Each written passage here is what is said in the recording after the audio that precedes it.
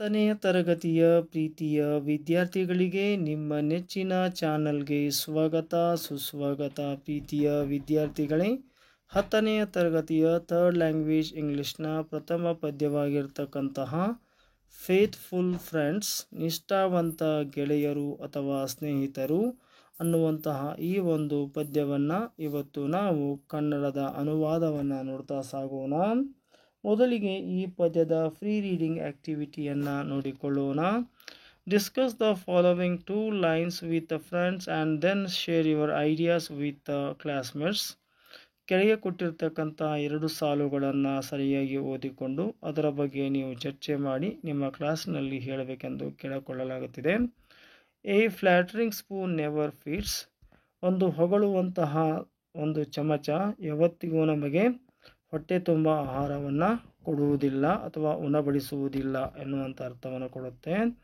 ಇದರ ಅರ್ಥ ತಿಳ್ಕೋಬೇಕು. ಯಾರು ನಮ್ಮನ್ನು ಹೊಗಳಿಕೊಳ್ಳುತ್ತಾರೋ, ಯಾರು ನಮ್ಮನ್ನು ಶ್ಲಾಘನೆ ಮಾಡ್ತಾರೋ ಅಂಥವರಿಂದ ನಮಗೆ ಏನೂ ಉಪಯೋಗ ಇಲ್ಲ, ಅವರು ಯಾವತ್ತಿಗೂ ನಮಗೆ ಕಷ್ಟದಲ್ಲಿ ಸಹಾಯ ಮಾಡೋದಿಲ್ಲ ಅನ್ನೋ ಅರ್ಥವನ್ನು ಕೊಡುತ್ತೆ.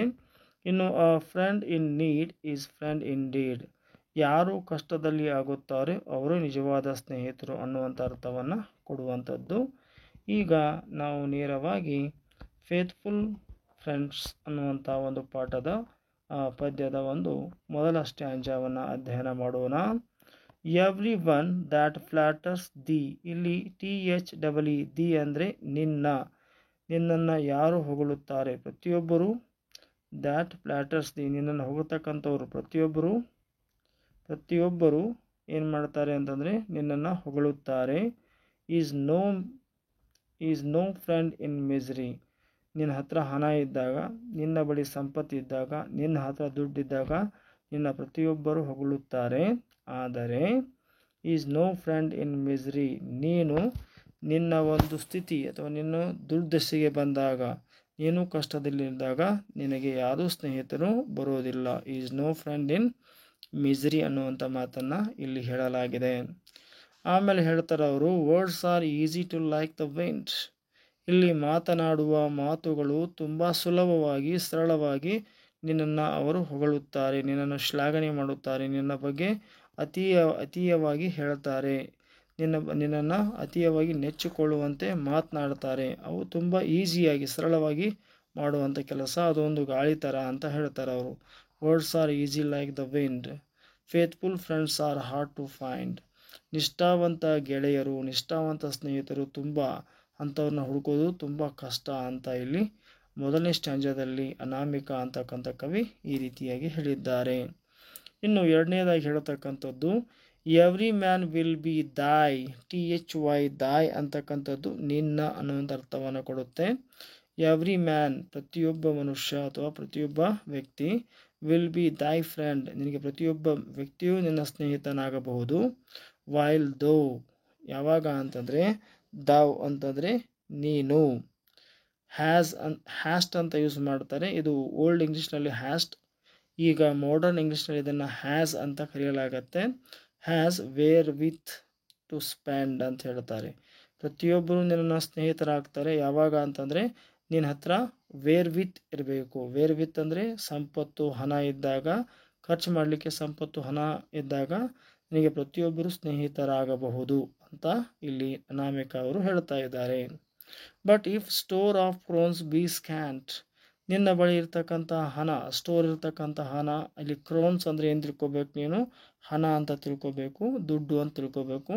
ಬಿ ಸ್ಕ್ಯಾಂಟ್ ಅಂದರೆ ಅದು ಕಡಿಮೆಯಾದರೆ, ಅತ್ಯಲ್ಪವಾದರೆ ಅವಾಗ ಏನು ಮಾಡ್ತಾರೆ, ನೋ ಮ್ಯಾನ್ ವಿಲ್ ಸಪ್ಲೈ ದೈ ವಾಂಟ್. ನಿನಗೆ ಬೇಕಾದನ್ನು ಯಾರೂ ಸರಬರಾಜು ಮಾಡೋದಕ್ಕೆ ಇರೋದಿಲ್ಲ ಅಂತ ಹೇಳ್ತಾರೆ. ನಿನ್ನ ಹತ್ರ ಹಣ ಇದ್ದಾಗ ಮಾತ್ರ ಎಲ್ಲರೂ ಬರ್ತಾರೆ ಅನ್ನುವಂಥ ಮಾತನ್ನು ಇಲ್ಲಿ ಅನಾಮಿಕಾ ಕವಿ ಹೇಳಿದ್ದಾರೆ. ಇನ್ನು ಮೂರನೇ ಸ್ಟ್ಯಾಂಜಾ ನೋಡೋಣ ಸ್ನೇಹಿತರೆ. ಇಫ್ ದ್ಯಾಟ್ ಒನ್ ಬಿ ಫ್ರೋಡಿಗಲ್ ಅಂತಂತಂದರೆ ಏನು ತಿಳ್ಕೊಬೇಕು ನೀವು, ದುಂದು ವೆಚ್ಚ ಮಾಡುವವ ಅನ್ನುವಂಥ ಅರ್ಥವನ್ನು ಕೊಡುತ್ತೆ. ಒಂದು ವೇಳೆ if that one be prodigal ಅಂತಂದರೆ ಆತ ಯಾವಾಗಲೂ ಅದು ದುಂದು ವೆಚ್ಚ ಮಾಡ್ತಕ್ಕಂಥ ವ್ಯಕ್ತಿಯಾಗಿದ್ದರೆ, bountiful they will him call. Bountiful means plentiful, ಧಾರಾಳವಾಗಿ ಅವರು ನಿಮ್ಮನ್ನು ಕರಿತಾ ಇರ್ತಾರೆ. ನೀವು ದುಂದು ವೆಚ್ಚ ಮಾಡ್ತೀರಿ, ನೀವು ಸಾಕಷ್ಟು ಅವರಿಗಾಗಿ ಹಣ ಖರ್ಚು ಮಾಡ್ತೀರಿ ಅಂತಂದರೆ ನಿಮ್ಮನ್ನು ಅವರು ಮೇಲಿಂದ ಮೇಲೆ ಕರಿತಾನೇ ಇರ್ತಾರೆ. ದೇ ವಿಲ್ ಹೆಮ್ ಕಾಲ್, ಅವರು ನಿಮ್ಮನ್ನು ಕರೀತಾರೆ.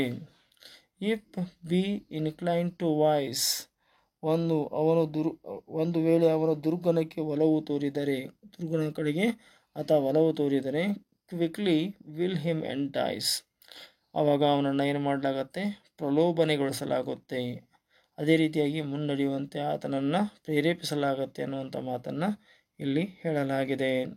ಇನ್ನು ಕೊನೆಯದಾಗಿರ್ತಕ್ಕಂಥದ್ದು ಬಟ್, ಆದರೆ, ಇಫ್ ಫಾರ್ಚೂನ್ ಒನ್ಸ್ ಡೂ ಫ್ರೋನ್, ಒಂದು ವೇಳೆ ಫಾರ್ಚೂನ್ ಅದೃಷ್ಟ ಅಂತಕ್ಕಂಥದ್ದು ಒನ್ಸ್ ಡೂ ಫ್ರಾನ್ ಅಂತಂದರೆ ಏನು ತಿಳ್ಕೊಬೇಕು ಇಲ್ಲಿ ನಿಮಗೆ, ಗಂಟಿಕ್ಕು ಅಥವಾ ಸಿಟ್ಟು ಮಾಡಿಕೊಂಡ್ರೆ, ಒಮ್ಮೆ ಅದೃಷ್ಟ ಅಂತಕ್ಕಂಥದ್ದು ಸಿಟ್ಟು ಮಾಡಿಕೊಂಡ್ರೆ ನಿಮ್ಮ ಕೈ ಕೊಟ್ಬಿಟ್ರೆ, ದೆನ್ ಆಮೇಲೆ ಫೇರ್ವೆಲ್ ಹೀಸ್ ಗ್ರೇಟ್ ರಿನೌನ್ ಅಂತ ಹೇಳ್ತಾರೆ. ಫೇರ್ವೆಲ್ ಅಂತಂದರೆ ನೀವೇನು ತಿಳ್ಕೊಬೇಕಿಲ್ಲಿ, ವಿದಾಯ, ನಿಮಗೆ ವಿದಾಯ ಹೇಳಿಬಿಡ್ತಾರೆ ಅವರು. ನಿಮ್ಮದು ಯಾವಾಗ ಅದೃಷ್ಟ ಕೈ ಕೊಡುತ್ತೆ, ಅದೃಷ್ಟ ನಿಮ್ಮ ಮೇಲೆ ಯಾವಾಗ ಮುನಿಸಿಕೊಳ್ಳುತ್ತೆ, ಆವಾಗ ನೀವು ಸಹಜವಾಗಿ ನೀವು ಎಷ್ಟೇ ಪ್ರಖ್ಯಾತಿ ಹೊಂದಿದ್ರೂ ಸಹಿತ ನಿಮ್ಮನ್ನು ಅವ್ರು ಏನು ಮಾಡ್ತಾರೆ, ಕೈ ಬಿಟ್ಟು ಹೋಗ್ತಾರೆ. Then farewell his great renown, ಅವನು ಏನು ನೀವೆಲ್ಲ ಹೆಸರು ಸಂಪಾದನೆ ಮಾಡಿದ್ದೀನಿ, ಪ್ರಖ್ಯಾತಿ ಆಗಿದ್ದೀನಿ ಅಂತ ಹೇಳ್ತಿರಲ್ಲ, ಅದೆಲ್ಲವೂ ಸಹಿತ ವಿದಾಯ ಹೇಳಿಬಿಡುತ್ತೆ. ಅವರು ನಿಮ್ಮನ್ನು ವಾಪಸ್ ನೋಡೋದೇ ಇಲ್ಲ. They that fawned on him before use his company no more. They ಅಂದರೆ ನಿಮ್ಮಿಂದ ಸಹಾಯ ತೆಗೆದುಕೊಂಡಿರ್ತಕ್ಕಂಥ ಸ್ನೇಹಿತರು. ದೇ ದ್ಯಾಟ್ ಫಾಂಡ್ ಅಂತಂದರೆ ಅವ್ರು ನಿಮಗೆ behave as if on shows love, ನಿಮಗೆ ಪ್ರೀತಿ ತೋರಿಸೋ ಥರ ನಿಮ್ಮ ಜೊತೆ ಮುಂದೆ ಆ್ಯಕ್ಟಿಂಗ್ ಮಾಡಿದ್ರು ಸಹಿತ, ನಿಮ್ಮ ಜೊತೆ ಅವ್ರು ನಡ್ಕೊಂಡ್ರು ಸಹಿತ, use his company no more, ಆಮೇಲೆ ನಿಮ್ಮ ಒಂದು ಕಂಪನಿಯನ್ನು, ನಿಮ್ಮ ಜೊತೆಯಾಗಿರೋದನ್ನು ಅವರು ಬಿಟ್ಟು ಬಿಡ್ತಾರೆ, ಮರೆತು ಬಿಡ್ತಾರೆ, ನಿಮ್ಮನ್ನು ಸೇರೋದಕ್ಕೆ ಅವರು ಇಷ್ಟಪಡೋದಿಲ್ಲ ಅನ್ನುವಂಥ ಮಾತನ್ನು ಹೇಳ್ತಾರೆ. ಇದರ ಅರ್ಥ ಏನು ಅಂದರೆ, ಹಣ ಇದ್ದರೆ ನಿನ್ನ ಹತ್ರ ಸ್ನೇಹಿತರು ಬರ್ತಾರೆ, ಹಣ ಇಲ್ಲ ಅಂದರೆ ನಿನ್ನ ಹತ್ರ ಯಾರು ಸ್ನೇಹಿತರು ಬರೋದಿಲ್ಲ ಅನ್ನುವಂಥ ಮಾತನ್ನು ಹೇಳ್ತಾ ಇದ್ದಾರೆ. ಸ್ನೇಹಿತರು ಹಣ ಇದ್ದಾಗ ನೀವು ಖರ್ಚು ಮಾಡ್ತೀರ ಅಂದಾಗ ನಿಮ್ಮ ಜೊತೆ ಇರ್ತಾರೆ ಅನ್ನುವಂಥ ಮಾತನ್ನು ಇಲ್ಲಿ ಹೇಳಿ ಈ ಅನಾಮಿಕ ತನ್ನದಾಗಿರ್ತಕ್ಕಂಥ ಒಂದು ಪದ್ಯವನ್ನು ಮುಗಿಸಿದ್ದಾರೆ. ಸೊ ಪ್ರೀತಿಯ ವಿದ್ಯಾರ್ಥಿಗಳೇ, ಇಲ್ಲಿಯವರೆಗೆ ನೀವು ನಿಮ್ಮ ನೆಚ್ಚಿನ ಚಾನಲ್ ಆಗಿರುವ ABG ಸ್ಪೋಕನ್ ಇಂಗ್ಲೀಷ್ ಕ್ಲಾಸಸ್ಗೆ ನೀವಿನ್ನೂ ಸಬ್ಸ್ಕ್ರೈಬ್ ಆಗಿಲ್ಲ ಅಂದರೆ ಈ ಕೂಡಲೇ ಸಬ್ಸ್ಕ್ರೈಬ್ ಆಗಿ. ಈ ವಿಡಿಯೋ ನಿಮಗೆ ಇಷ್ಟ ಆದರೆ ದಯವಿಟ್ಟು ಲೈಕ್ ಮಾಡಿ, ಶೇರ್ ಮಾಡಿ ಮತ್ತು ಕಮೆಂಟ್ ಮಾಡಿ ಅಂತ ಕೇಳಿಕೊಳ್ಳುತ್ತಾ ಧನ್ಯವಾದಗಳು.